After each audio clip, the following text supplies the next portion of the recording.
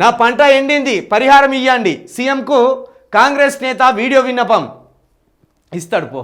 ఆ జూబ్లీహిల్స్లా పెద్దమ్మ గుడి పక్కన ఉంటుంది రేవంత్ రెడ్డి ఇల్లు. అడిగి పోయి పోగానే ఇంతంత ఛాయ్ బొట్టు పోసి టిఫిన్ కూడా పెడతాడు. చాలా మంచివాడు. టిఫిన్ పెట్టి ఇక పంట ఎండినందుకు 50,000 1,00,000 చేతిలో పెట్టి పూలలో పెట్టి ఇచ్చి పంపుతాడు.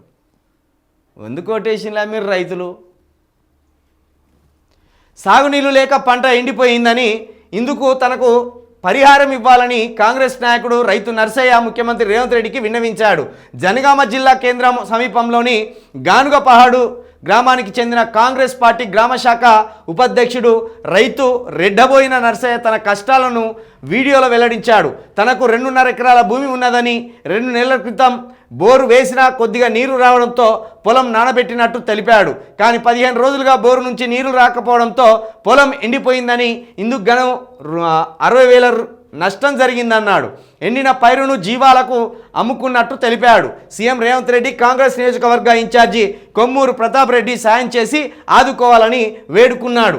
ఒక పని చేయి, మీకు రైతు భరోసా వచ్చింది, అది చెప్పలే ముచ్చట. రైతు భరోసానే ఇయ్యకపా, రైతు భరోసానే అందరు రైతులకు ఇయ్యకపా.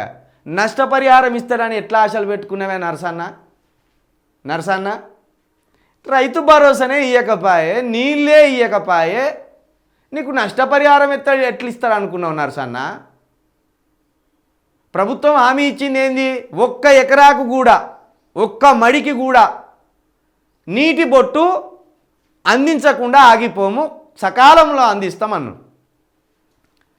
మడులకు మడులే ఎండిపోయా, పొలానికి పొలమే ఎండిపోయా. రైతు భరోసా అందకపోయా, నీ పొలం ఎండిపోయా. మళ్ళీ నీ ఇన్ఛార్జ్ ఉన్నారుగా కొమ్మూరి ప్రతాప్ రెడ్డి దగ్గరికి పోయి ఆదుకోవాలంటివి. ఇక ఆయన ఆదుకుంటాడో ఆదుకోడో కానీ ఇదే జనగామ ఎమ్మెల్యే ఆయన మన పల్ల రాజేశ్వర్ రెడ్డి ఉన్నాడు.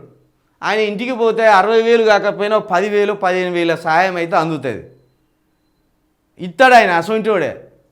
మస్తు మందికి సాయం చేస్తాడట జనగాంలో పల్ల రాజేశ్వర్ రెడ్డి గారు.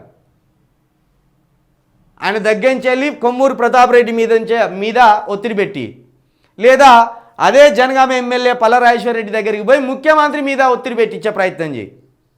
ఎందుకంటే మీ స్థానిక ఎమ్మెల్యే కాబట్టి. ఇక 60,000కు ఆగమైపోయినావు కానీ ఇస్తాడు. రైతు భరోసా ఇవ్వనోడాట, ఈ నష్టపరిహారం ఇస్తాడట.